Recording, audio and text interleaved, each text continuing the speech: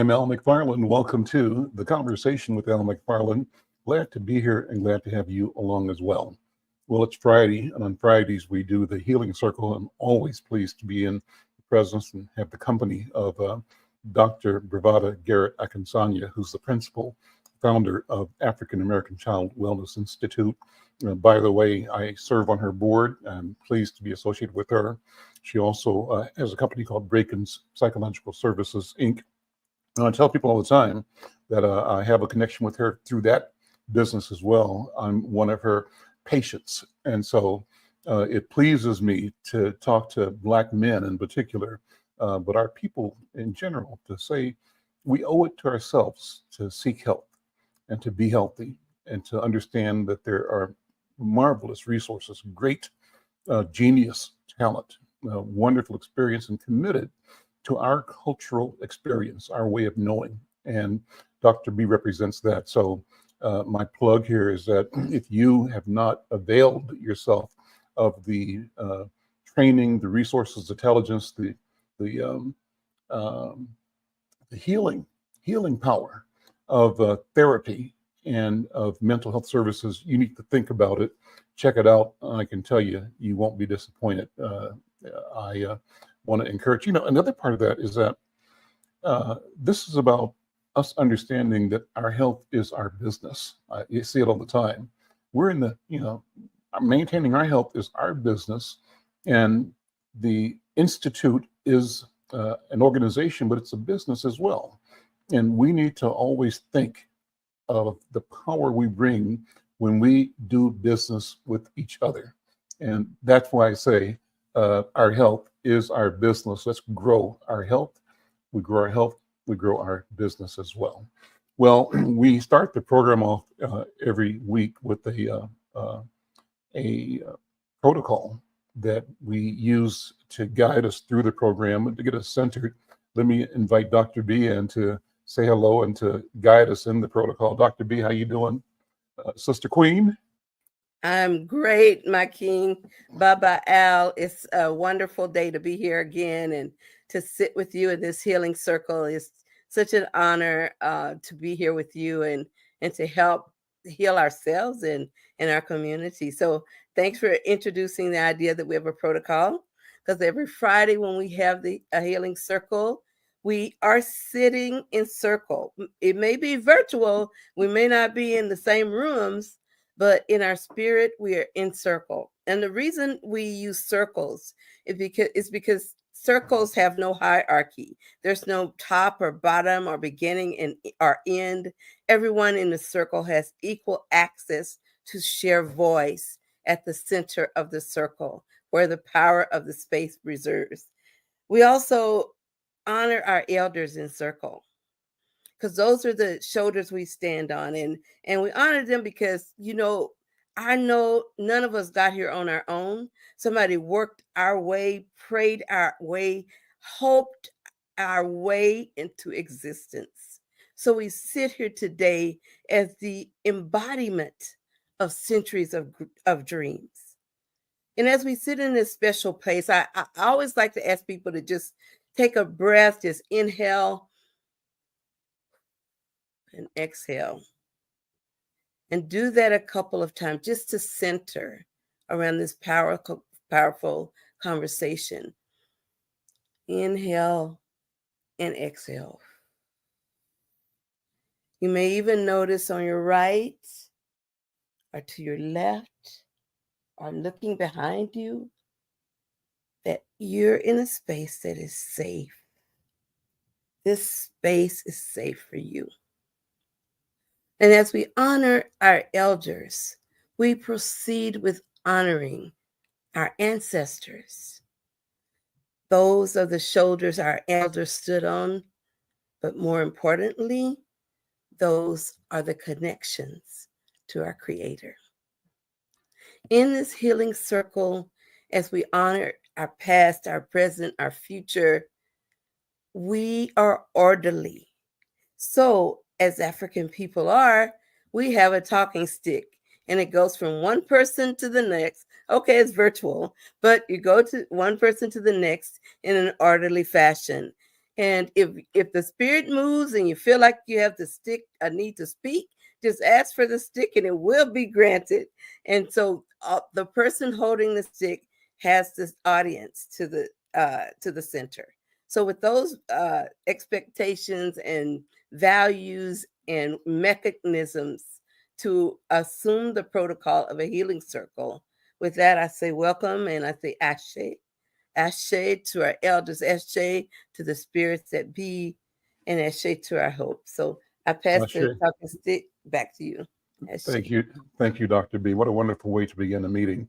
You know, I have said this often. It reminds me of the first time I went to Ghana and had a chance to meet with elders and political leaders and division leaders and chiefs in a variety of meetings. And every meeting kind of started like this, where there was a centering and an acknowledgement of the presence of the ancestors, the will of the Creator, and an acknowledgement of all the people in the room as representatives of both the ancestors and the elders. And that whole conversation allowed each person to bring in, let my words be guided by the elders, by the ancestors, and by the Creator.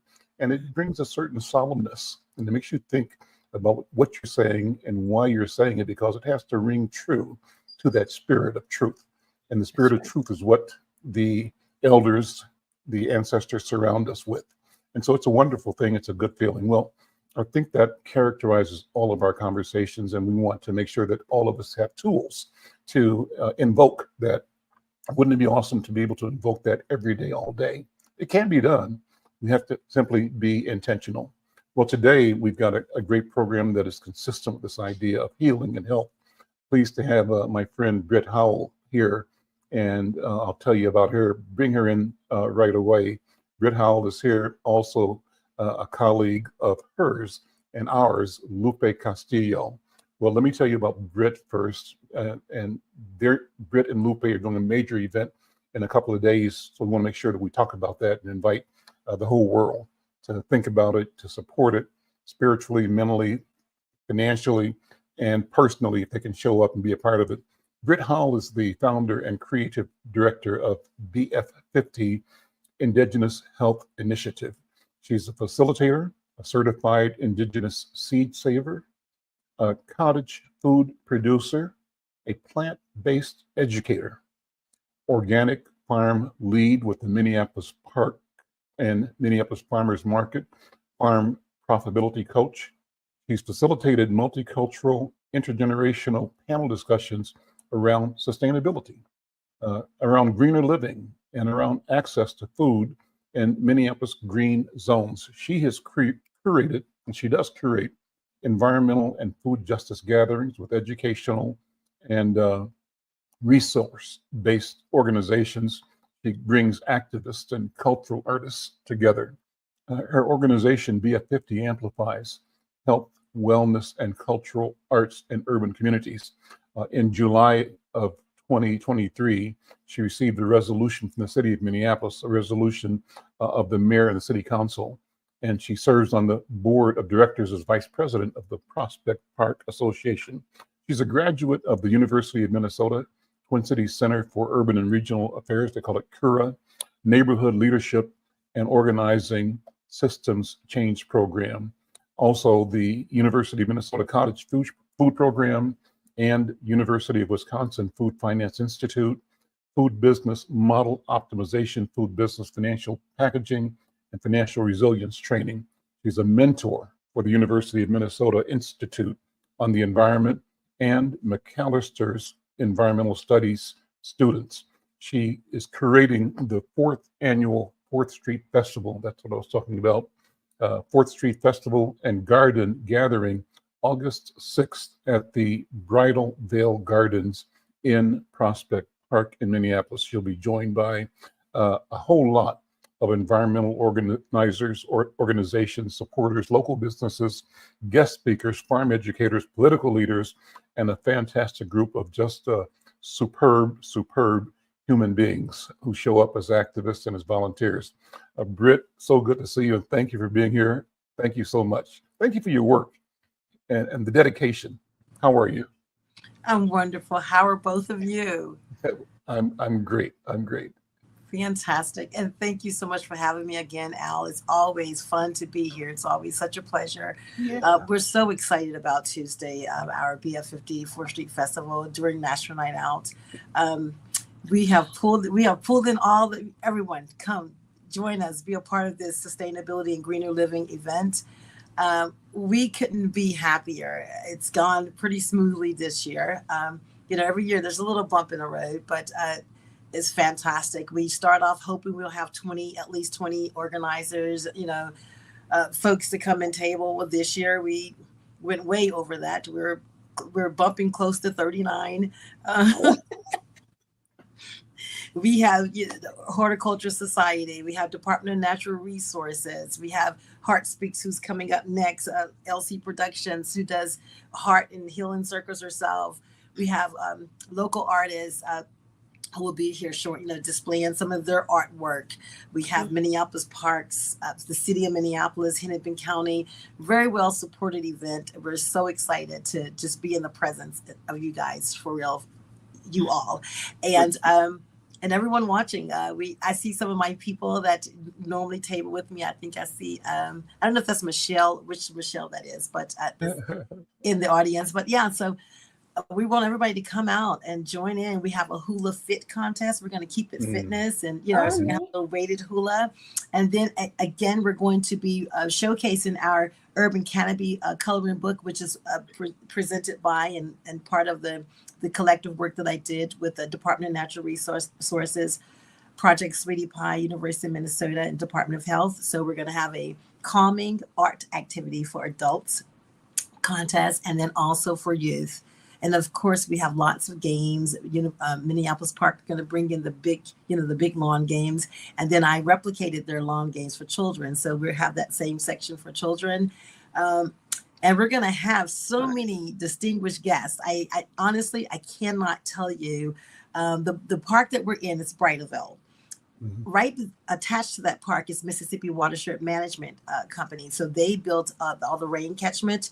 They would be here to speak on that. We did a water infrastructure survey last year. University of Minnesota and Mississippi Water Management Company are going to come back and give everyone the results of that actual survey, so that you can see that their work is not in vain. So I know a lot of times people don't want to fill out surveys. Fill out those surveys. Mm-hmm. They use your information to make a difference, and so they'll be back here to talk about it.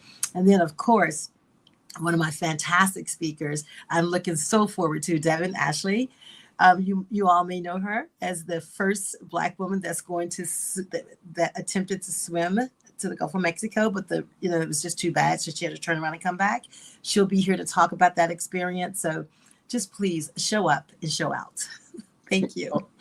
Let me bring other guests in today, and that's Lupe Castillo. Lupe is the creator of HeartSpeaks, Voices of Cultural Healing and Writing Circles. She's a self-identified XicanaIndia. I may be saying that wrong. XicanaIndia. XicanaIndia, okay, from the Southern Lands. And as a culture bearer, HeartSpeaks provides activated radical collaborations in writing and spoken word artistry. Lupe's humbleness, her rawness, and authenticity in her writing feel like you sitting with her, sharing her latest journal entry. You listen to her stories and you'll hear your own story. Mm-hmm. She guides participants in writing about their connections to family, to community, and cultural identity. She facilitates writing circles in poetry high schools and universities. Her recent poetry is documented in the Northside Green, Our Urban Canopy art coloring book. There's an upcoming co-authored poetry book that will be published in 2025, which is tentatively titled, What is Home to You? Mm-hmm. Community Conversations, 2020 ongoing. These are thought-provoking, heartfelt conversations that share creative stories with intersections of pride, memory-making, history that will be celebrated from years and years to come. Lupe, welcome to the conversation. How are you? Thank you so much. I am so pleased to be here. I am just thrilled. Thank you for the invitation. Thank you for the community that is gathered here today. and just the wonderful work that can be blessed and shared with others. So for that, I am absolutely honored. Well, before we're done, please think of some of your spoken word or poetry that you'd like to share. We'd love to hear it. So let the spirit guide you in what is the moment's message. And so think about that. So Okay. talk about your work about HeartSpeaks, Voices of Cultural Healing and Writing Circles. Well, thank you for that. Just the opportunity to share. This has been a lifelong work of mine, passion, and a gift to share with other community members. So this was very organic, as a XicanaIndia who identifies with her Indigenous identity. There were a few avenues and pathways and actually community circles where I found others like me into not until my middle years, I should say. So I grew up in a very rural town, a very, non BIPOC space that never was affirming, never was gifting the actual presence of being validated and being seen. So that was a process that I kind of had to learn on my own. And so with raising children, you want them to be emboldened, you want them to be warriors, you want them to be seen and know that they are miracles on this earth. And through that process is where I then became that person that I wanted to be their mentor. I wanted them to see the opportunities through me, through my struggles, and through my life. So Heart Speaks is just it's just a name. It's just a placeholder where we can hold ourselves to our stories being shared. First, we have to acknowledge the story itself of our life, right? And then to share that in written form and in verbal form. Those are all just different ways of expression that offer others to be seen and witnessed. So Heart Speaks comes to you in that manner. Very humble, very kind of organic, because I work with community. And so sometimes there's linear lines and linear factors involved, but there's also the brokenheartedness that comes through some of those heart stories through others that just need a little bit more time. They need a little bit more attention so that they know that they are not alone. Heart Speaks is in every one of us. And my circles just create an atmosphere that welcomes that and honors that individual's story. Awesome. Well, we'll going to go back and forth here. Britt, let me have you come back in before I ask Dr. B to respond and react to the nature of the conversation right now. Talk more specifically about the National Night Out as an event and how the 4th Street Festival and Garden Gathering both elevate and fit in that National Night Out strategy. Really, it's national. It is national, right? And so how does that show up and how do people react to it here in Minnesota and in your community? I'll tell you, that's such a great question. When I first moved over here to Minneapolis, I moved here, I was living in St. Paul, and turns out that I had been appointed by Mayor Fry's office for the Upper Harbor terminal, now development. And the word on the street was, I lived in St. Paul and I should be living in Minneapolis. Well, the mayor had given me a waiver to live in St. Paul. And then I was like, I want to show people that I am coming over here to Minneapolis to make a difference. So I start searching, where can I go, so I can live in Minneapolis. So that's how it all started. I came here for that 2-year term. Once I got here, I was here 1 week and the neighbor said, you should be on Prospect Park Association board. I'm not kidding. The neighbors got together in 1 week and was like, we're nominating you. You are a powerhouse. And they nominated me to be on the board. And of course, I ended up being on the board. And then the president's like, no, you should be vice president. And that's how that all started. So I'm in this neighborhood and I'm kind of seeing what we got going on here. So we have college town, the university, and we have the professors, and then there was a little mixed bag kind of happening. But I didn't see a lot of super community support that supported Black and Indigenous people. Yeah, they have the ice cream social, they have the witches tower, they have some cute stuff going on, but I wanted to see it look more like a unified space. And I'm going to take this opportunity. I said, do you all have a block leader? And they said, yes, we do. So I met the block leader. She goes, nope, I'm passing the torch. I've already heard about you. Have at it. So, so I went, so I hosted my very first, and listen, right after the pandemic ended yesterday, and I hosted this the day after, honestly. And so at the time, the crime preventive specialist was Nick Juarez. He's now at the University of Minnesota. So he comes to the first event. He stands beside me. He goes, hey, Britt. He goes, I don't know how you're going to top yourself if you did all of this on your first one. I said, don't you worry. I will continue to top myself. And I have continued to do that. We've been able to bring folks from Glendale, which is a government housing in Prospect Park.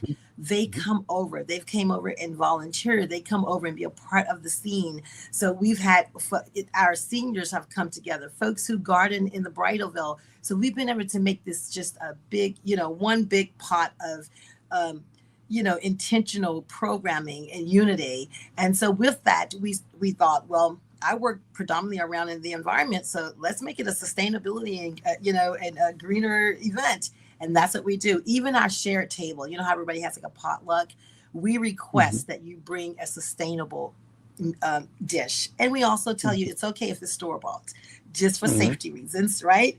And so even that, we make sure in all the games and all the stuff that we do here is really centered around intentional programming. And then everybody, and folks don't show up empty-handed. I mean, when the organizations come, I can tell you right now, they come with internships. They come with jobs. We're not out here just having a party. We're out here really trying to make a difference in the community.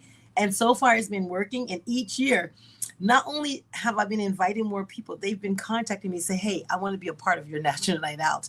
So I'm like, because I didn't think I thought it was just going to be community members like who live local, they were like, no, our National Night Out doesn't really do much. So we'll come over to yours. And I have been so appreciative. And I'm telling you, man, very seldom does someone tell me, no, it's National Night Out, I can't come. I mean, I probably have one or two people, but folks want to be a part of this because you can see community coming together in the way that it's supposed to. So it's just a fantastic time and a fantastic event. Dr. B, jump in. Thoughts, impressions, feelings, questions. What do you thought? I have a million kajillion thoughts, and all of them are around the magic and the power of building community. When community needs you, loves you back, gives you support. I was just having a good time listening to Sister Britt talk about, when you even started the story, I knew you were going to get voluntold to do something. And Lupe is not far behind. Even if you don't plan on doing anything, people can see that fire in you. And that fire is the passion for your community and the passion for honoring our elders, our ancestors, our creator with your very bodies, with your very work. So as we talk today about National Night Out or anytime National Day In, whatever we're doing, it just means to me that the message around caring for our community is self-care. That's what I just learned. Say that one more time. Caring for community is self-care. That's what you both taught. Let me ask Lupe to jump in there because I'm hearing it and I'm feeling it, Dr. B. And Lupe, that's kind of what you're talking about, enabling people to focus on self-care, I think. Am I correct? Absolutely. And so as we have the circles of, HeartSpeaks, I also want to have individuals understand you do not need a writing degree. You do not need a master's of arts. You just need to sit and witness your own story, because through that comes seeing yourself and validating your own experience rather than feeling isolated, rather than feeling like you were the target of this pain. So that alone is monumentous in one's healing journey, because at times we live our lives, and I'm saying that for myself as well. At times we live our lives hiding and running from the shame of pain. And so through writing, individuals can just share what they're willing to share. In the circles, no one has to share anything.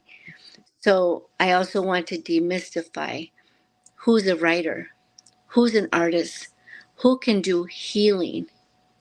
We all can. That's right. We all can do that care and that grace and give ourselves that compassion as we care for ourselves. So true. Whenever you've got a piece that you want to share, a spoken word or poem, just drop it whenever you feel like it in the course of the conversation. Britt, food, sustainability, healing, thoughts, reflections. Lupe, you should do these are the places you will find me. I'm just saying. I'm requesting. It's a local secret. Yes. Okay. So, one of the reasons that Lupe and I work so well together is, a long time ago, we used to do these events, and we would be Brie Lupe. So, because one of the things we came up with is we realized that this is all interchangeable. I mean, food is healing. That's right. Words, poetry, it's healing. We're all coming from the same place of healing, sometimes a little differently. And I tell everyone, I rarely go anywhere without my poet. And the poet rarely goes anywhere without me, because we work hand in hand together, right? And so even when I was asked to do the coloring book, what did I do? I called my poet. I said, listen, I have an opportunity. Write a poem. I had to fuss at her up until like 2 days before. We need a poem. But we worked together and we made it happen. And one of the things I keep telling people, that some people are so afraid when they hear the word vegan or vegetarian. We have to get away from that. And I work in a sustainable space, and I was at a space recently, and I sort of had to tell them, if you all want to still continue talking about sustainability and environmentally sound, you all have to lay off of that meat. You're going to have to start to understand the connection between veganism, green gas emissions, and the environment. I mean, it's not something we push on you. It doesn't have to be every day. Lupe started off first thing was giving up pork and beef. And then she started Meatless Mondays. That's how I started her family, her friends. They started on that. Before you know it, it was Meatless Tuesdays and Wednesdays. And it just kind of happens. Your body starts to crave good food, right? And I am such a witness of food being healing. And I've told this story many times.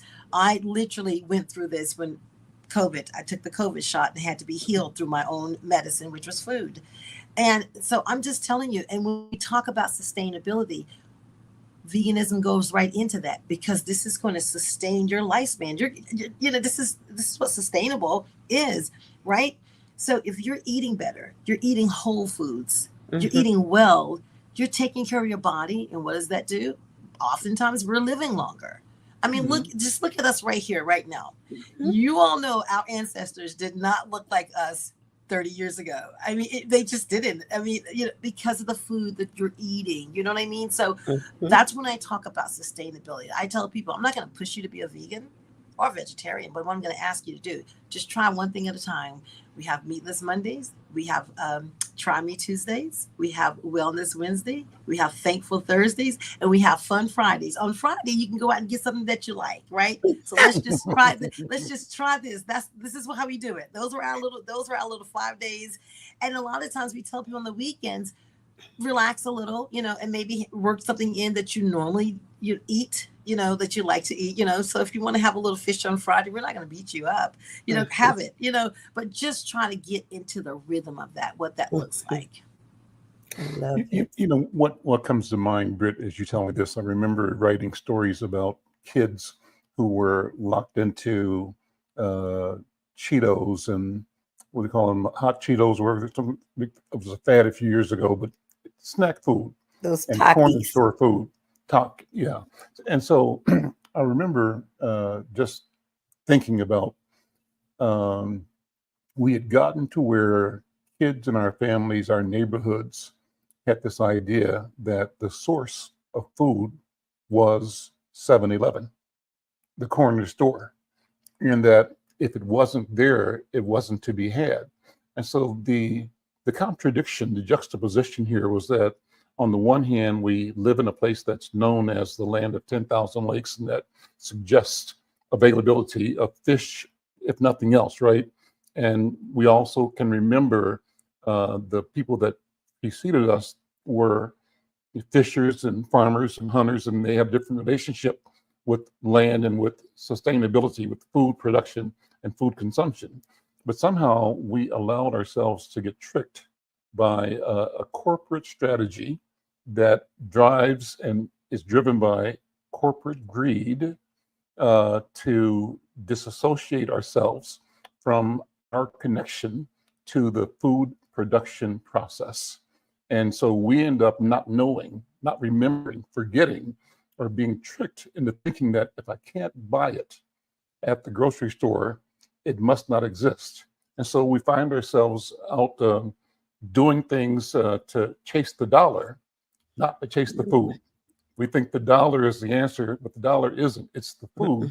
And the question is, couldn't you be growing it on your deck, in your window planter, in your backyard, on neighborhood boulevard? So what has been happening in the past 10, 12 years, I think Michael Chaney, one of the principal, architects of awareness around sustainability and food justice, people are getting into gardening, not only in their yards, but also community gardens. And I think it's a wonderful thing. But how do we reorient ourselves to be critical of systems that disconnect us from the reality of our own good health? I'll stop there. It's just a thought. What do you think, Britt, and then Lupe and Dr. B? What are your thoughts on it? I love that question, because here's what I keep saying. If we can have more gatherings, small gatherings. So we've done focus groups. I've done focus groups with Lupe as well, where those gatherings, I come up with 3 or 4 types of food. And I did one West Indian, and then I did a Latinx, and then I did Italian. So these are like all of our cultures combined, and Native Americans. So I did 4 styles of food. But the way I did the food was we came up with this name She Chef, because she stands for, the chef part stands for creating healthy, eclectic foods, right? So I combined those foods. No one knew what culture they were eating, because I cook cross the wire. I'll make something that's, I do something called a Santa Fe soup. I featured it last year at Tamales y Bicicletas. And the ladies were coming up to me saying, "This tastes like pozole." Wait. Is this? No, they were so shocked, because I blended the Latin flavors in with this vegan food. But then I cross-wired it over to Native American 3 sisters. That's what was in the soup. See? That's all I need to do. Just get together and have these and I do focus groups. I literally bring them in and let them taste the food and tell me if you were somewhere and we had this type of food, would this be something you will eat? And I'm telling you, Lupe, I don't go on Facebook. And so Lupe comes and tell me, there's someone on Facebook talking about your food. Her name is Nancy. And she said, when I first walked in, I think I was going to be full, because the plate, I serve it really cute and quaint. I know you're going to be full, so that's why I don't put a lot on your plate. And she wrote the best write-up. In fact, I need to clip that and put it on my website, because it was such a beautiful write-up. But if we just did more things like that, bring food onto the table, bring friends and family. You don't have to make it a big deal. This particular event, we had 25 people. That was enough to start introducing them to the mindset of, it's just a matter of how you cook this food. So we can do this. It's easy. Lupe, what do you thought, Lupe? What do you thought? Well, once you taste She Chef's Britt's food, you will understand not only does Britt prepare foods, but because of her heart and soul and intention, and she's not recreating meat dishes. She's curating the dishes that can heal your body, that can heal your soul. And one of my steps in moving towards this, with Britt's leadership, was also remembering we had raw foods in our diets. Yeah. We didn't have deep fried vegetables like we do at the state fair. We actually ate vegetables with the skin on, sometimes not even washed and cleaned, right where we pick them. How many children do you see popping those cherry tomatoes? And Mhm. that's because they're introduced to those. And everyone should be able to feed themselves. Everyone should have the opportunity to grow their own foods and to have it be in a way that's conducive and seamless within our own living environments. That's why the community gardens are so precious. Even if you don't want to, weed and pick the vegetables and pick the fruits, go ahead and just volunteer.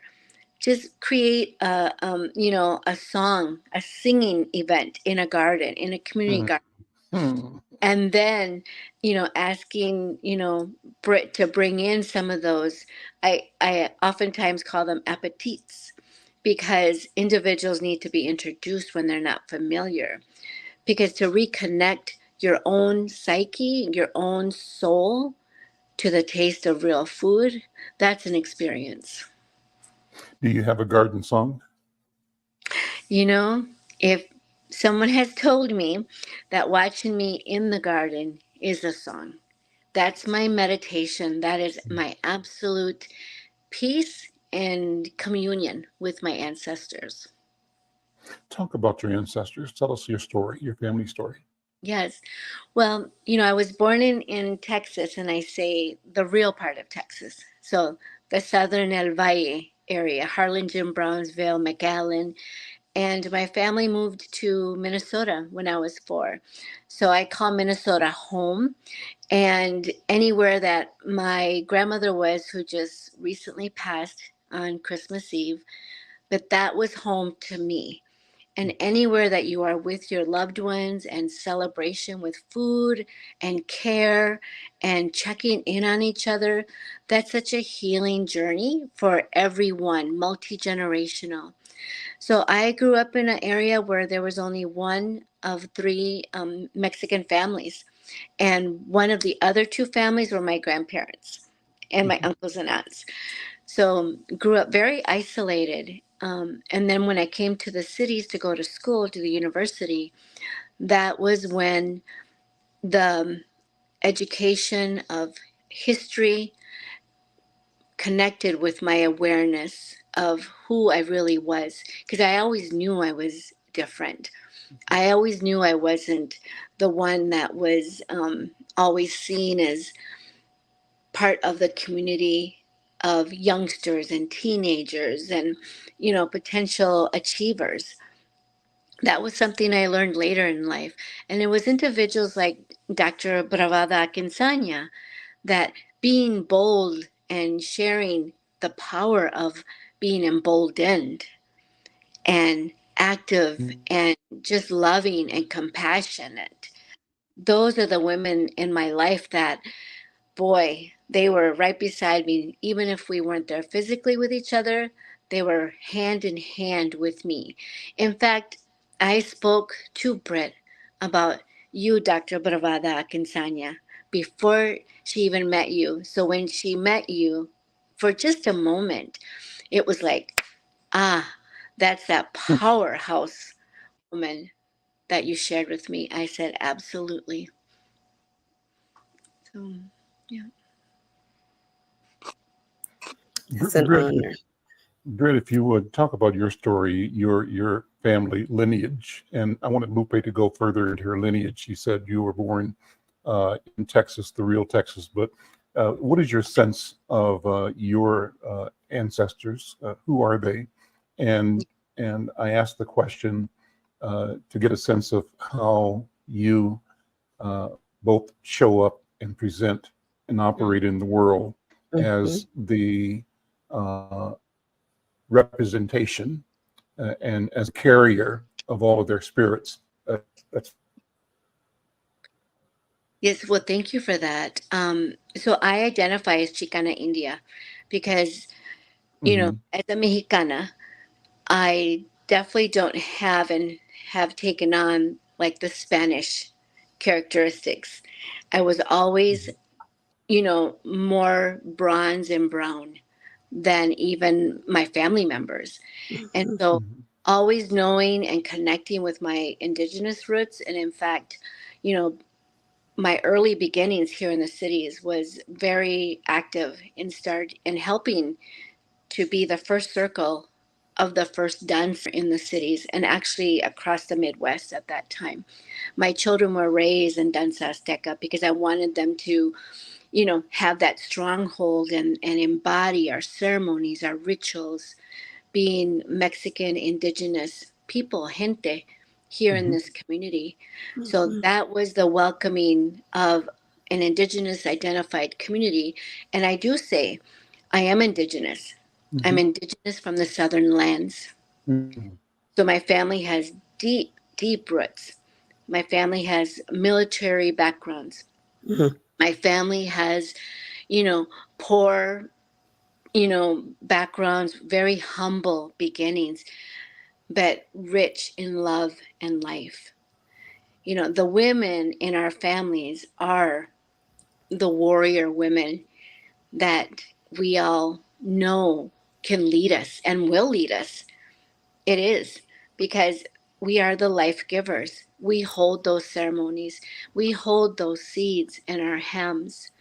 So being identified with my gente, with my people, grounds me and surrounds me with knowledge and wisdom. And I have a long way to go yet.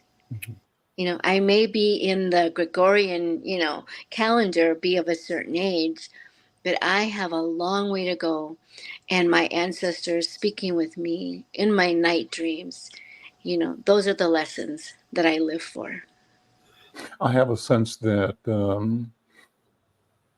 your family preceded the uh, arrival of the Europeans, of the settlers, and in a sense, it gives you a different way of analyzing what we've been presented as history. And I think you probably, because of your personal knowledge and your the validity of the existence that is infinite, Hmm. that you represent, you know that the the colonizer mentality is an aberration and temporary. Yes, and we need to help each other understand that because some have been tricked.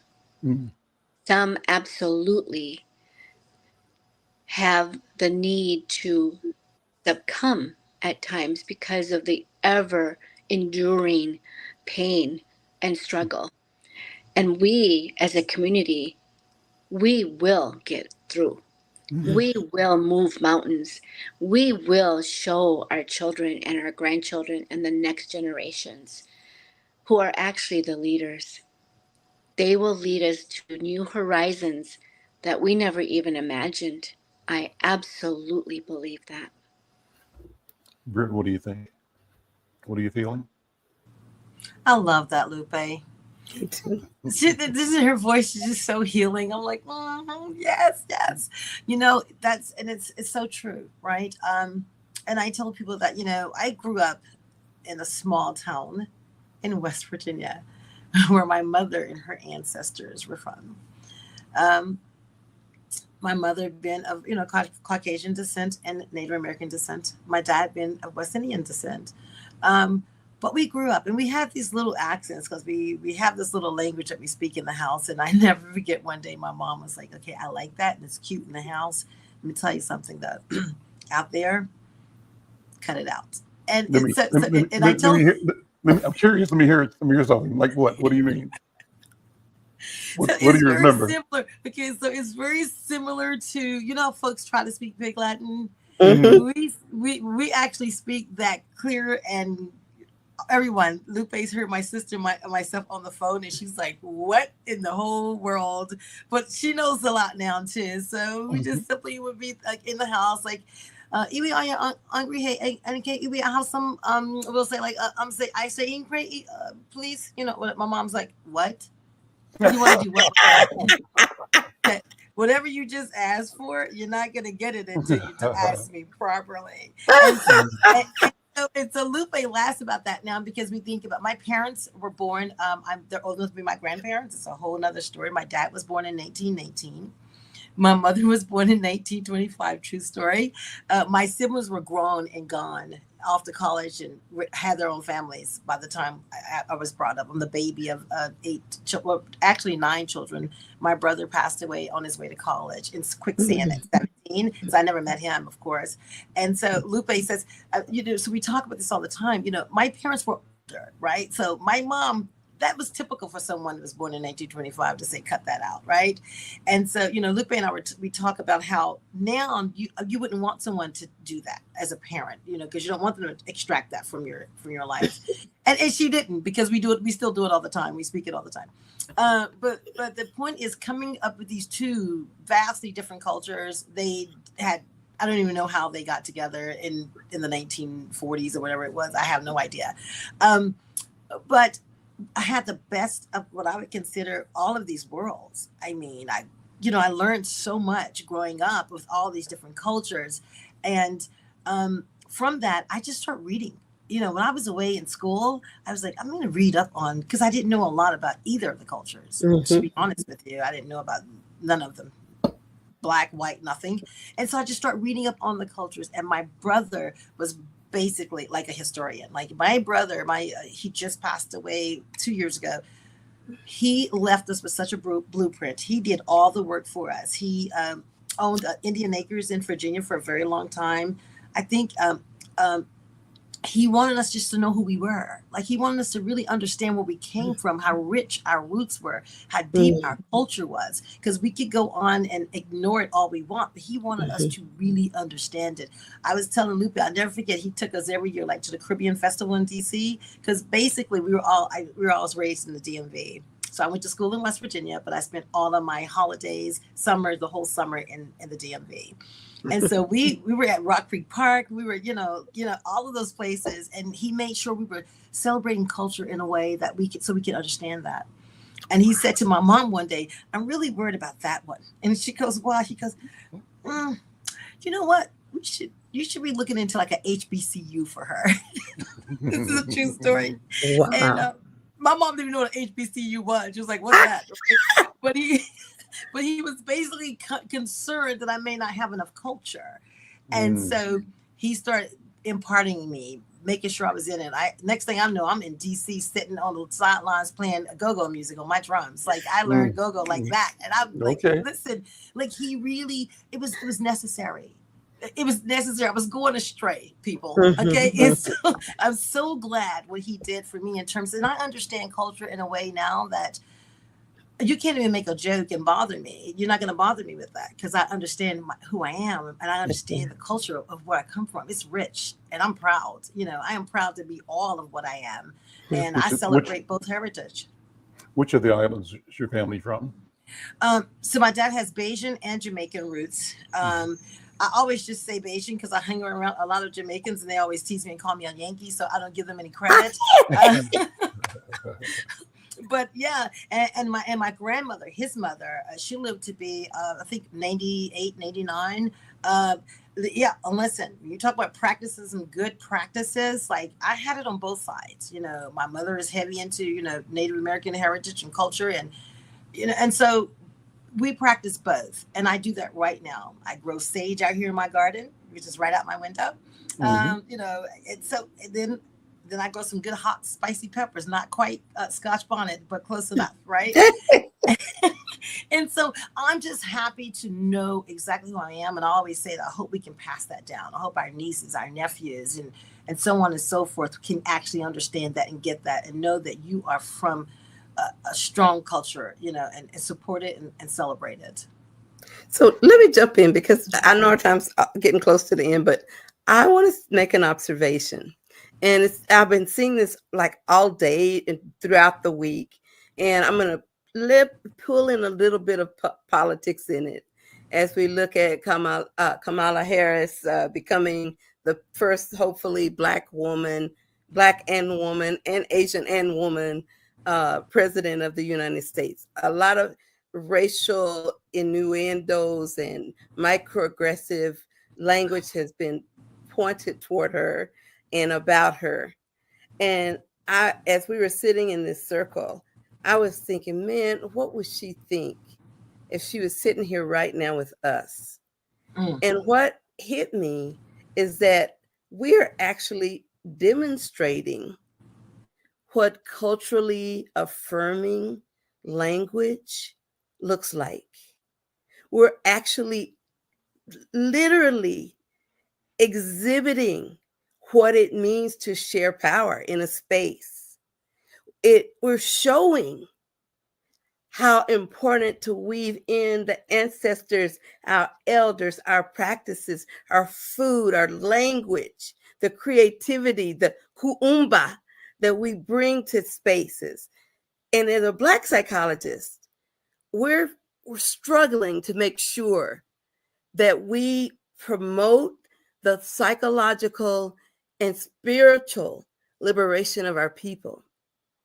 These actions, these little acts, these areas in this tree, these branches, they are all healing because they're affirming and confirming our right to be and be who we are and be who we be the way we are. I love the pigeon, whatever you want to call that. I love to talk about the garden. I love the way we sit in this circle with our brother and our sisters, how we claim a common union. So this is what the healing circle is about. So those who observe, if they do like the fishbowl exercise and they say, look at these people, they're being the way Black folks are meant to be, they would see this. And it's healing and it's joyful. And I'm just so proud to be in and honoring to be in this space with y'all. Woo! This is a good healing circle. I'm not lying. Yes, yes. Thank you, Al. Thank you, Al. This is just, oh my gosh, thank you so much. This is fantastic.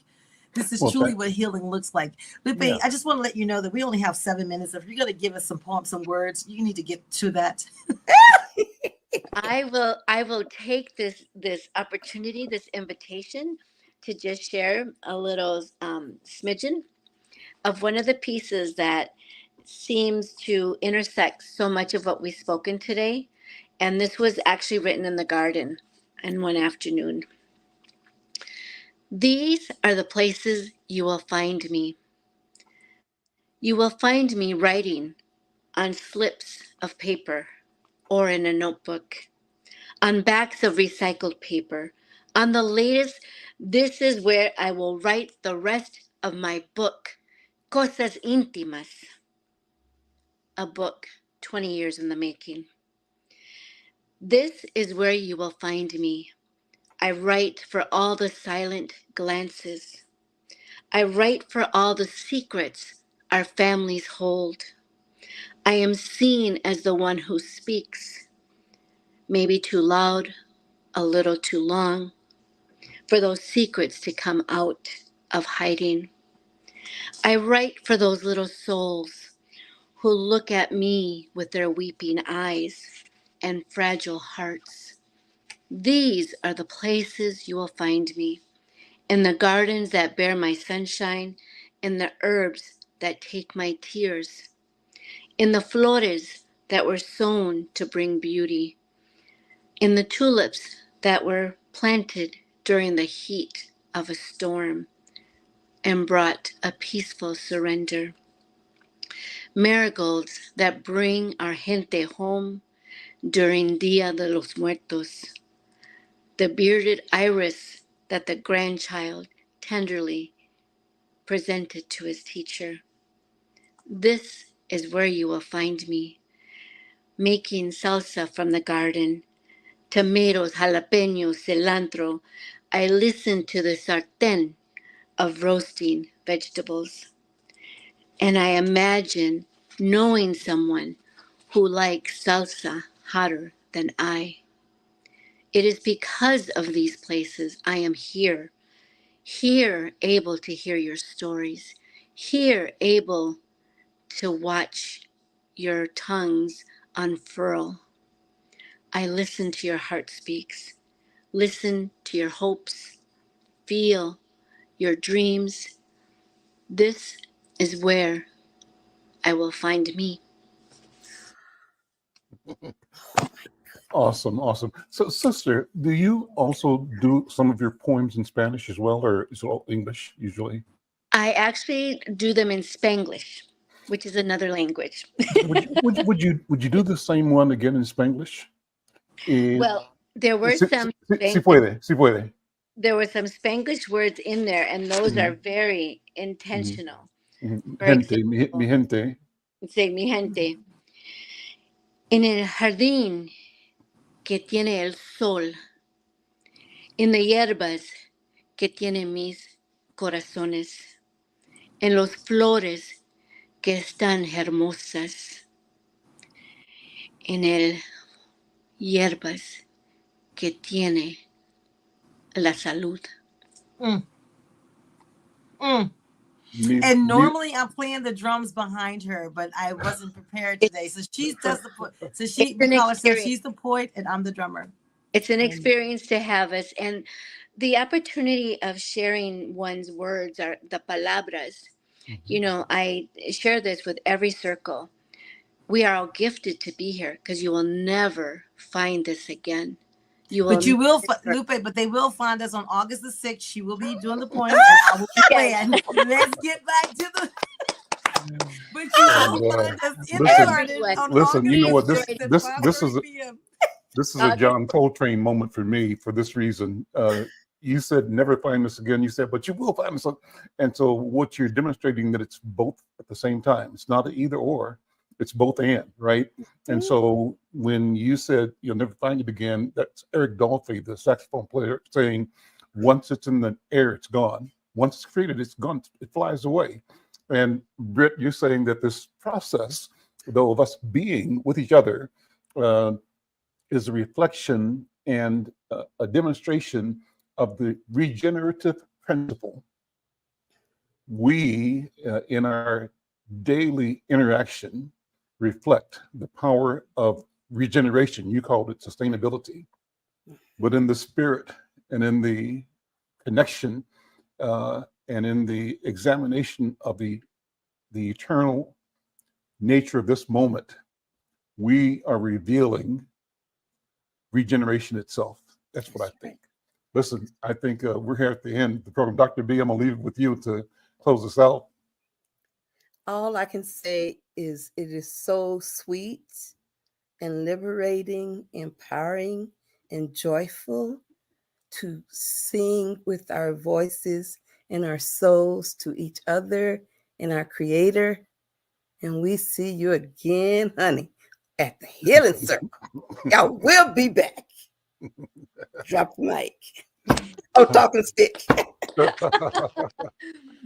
Well, listen, thank you all.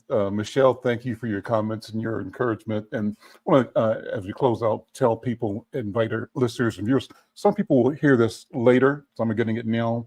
We're streaming this across Twitter, LinkedIn, also YouTube, and on Facebook. So there's a number of ways. And if you are connecting on any of those platforms, we'd love to have you comment.